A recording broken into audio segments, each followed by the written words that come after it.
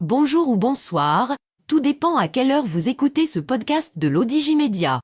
Notre expert invité, Rachid Boufous, partage son avis et ses réflexions dans un article qu'il a intitulé « Nous avons surtout besoin de rigueur ». Alors écoutons-le dans ce podcast. L'auteur démarre son article ainsi. Mohamed Nagy, Auguste universitaire, a commis dernièrement un post, dans lequel il dit en substance que nous n'avons pas besoin de polytechniciens au Maroc mais d'instituteurs, de médecins et de gens qualifiés, les polytechniciens étant plus formés à gérer qu'à entreprendre, cooptés qu'ils sont, par leurs copains de promotion aux meilleurs postes qu'ils trustent entre eux. Je suis d'accord avec Nagy et j'avais commis, il y a de cela quelques jours, un long post à ce sujet.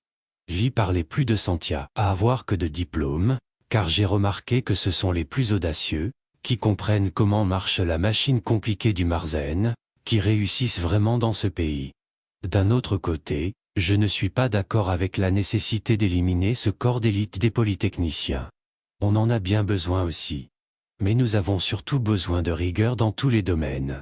Cela ne sert à rien d'avoir des milliers d'instituteurs et de professeurs, si on n'arrive pas à former des citoyens savants ou sachant se débrouiller seuls, sans qu'on leur serve la soupe. Il y a 250 000 cadres au ministère de l'Éducation nationale répartis à tous les niveaux. Autant que l'armée régulière, mais ces contingents de gens du savoir et de la connaissance ne produisent et ne forment que des crétins diplômés qui sont incapables de trouver un travail grâce à leur diplôme. Cela est certainement dû au manque de rigueur des formateurs et instituteurs. Sinon les résultats se verraient depuis Singapour. L'auteur poursuit son article ainsi. Nous avons besoin de rigueur dans la université, quand on voit à quelle cadence les doctorats en toutes spécialités sont délivrés, sans véritable recherche, et quand on assiste, et Bobby, à une série de scandales à répétition liés au sexe contre de bonnes notes.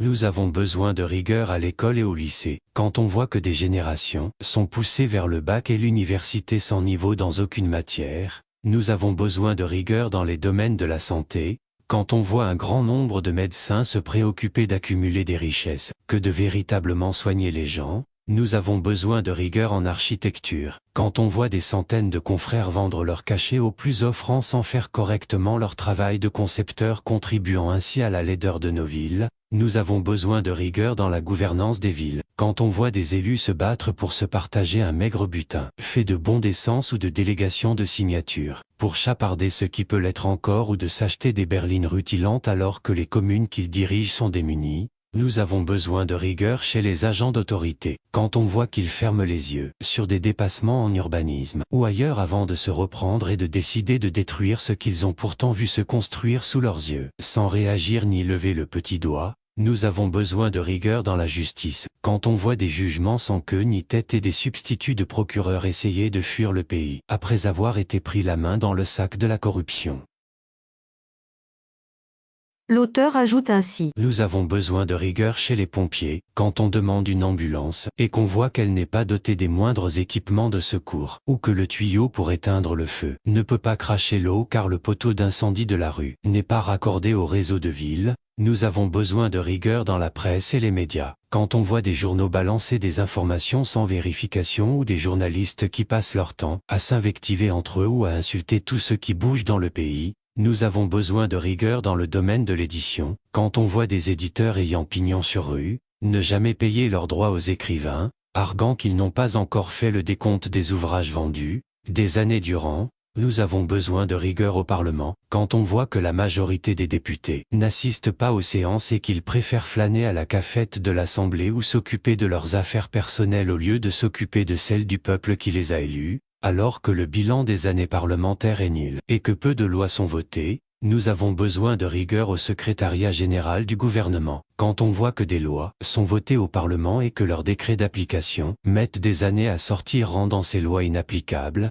Nous avons besoin de rigueur au gouvernement, quand on voit plusieurs ministres posséder plusieurs passeports et nationalités étrangères, alors qu'ils sont censés n'en posséder que celle du pays qu'ils gouvernent. Nous avons besoin de rigueur dans les hôpitaux, quand on voit qu'ils sont équipés des dernières machines, et que personne ne sait utiliser ou que ces machines sont sciemment mises en panne, pour orienter les malades vers les cliniques et cabinets privés de médecine.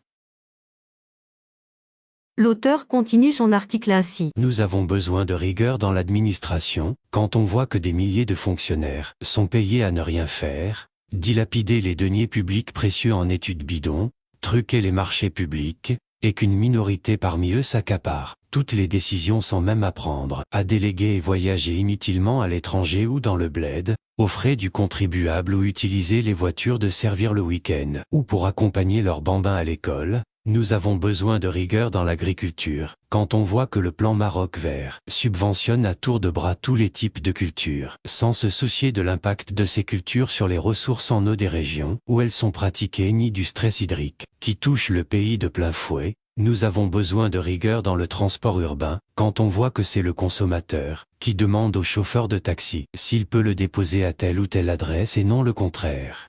Nous avons besoin de rigueur dans le tourisme et l'hôtellerie, quand on voit que les prix pratiqués dans les hôtels sont 2 fois plus chers chez nous qu'en Europe ou ailleurs dans le monde, sans le même avoir le confort qui va avec.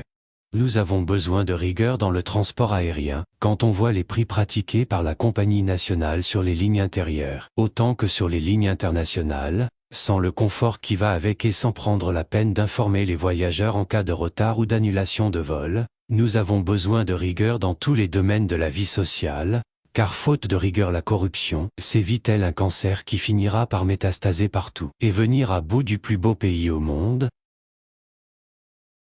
L'auteur conclut son article ainsi. Je peux continuer ainsi, sans m'arrêter tant la liste est longue et le manque de rigueur régnant partout dans notre société.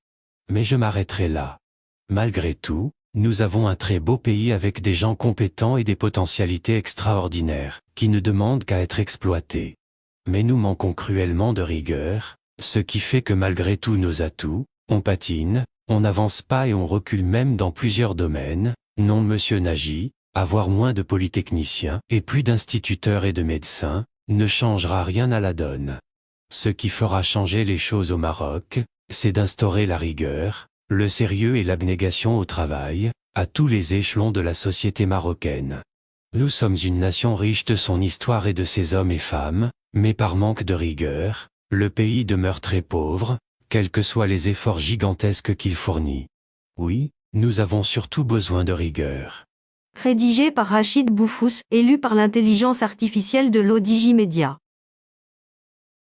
Merci d'avoir écouté ce podcast de l'Odigimédia, ce bouquet de supports numériques, portail, magazine mensuel connecté, web radio et web TV. N'oubliez pas de télécharger notre application l'Odigi Mobile sur Play Store et de vous abonner à notre chaîne YouTube l'Odigi TV. Vous pouvez, aussi, nous suivre sur nos réseaux sociaux, Instagram, Facebook, TikTok, LinkedIn et Twitter. Ou encore, vous inscrire sur notre newsletter quotidienne à partir du portail lodigi.ma. Alors, on se dit au prochain podcast de nos experts invités. Et à très bientôt, si et seulement si vous le voulez bien.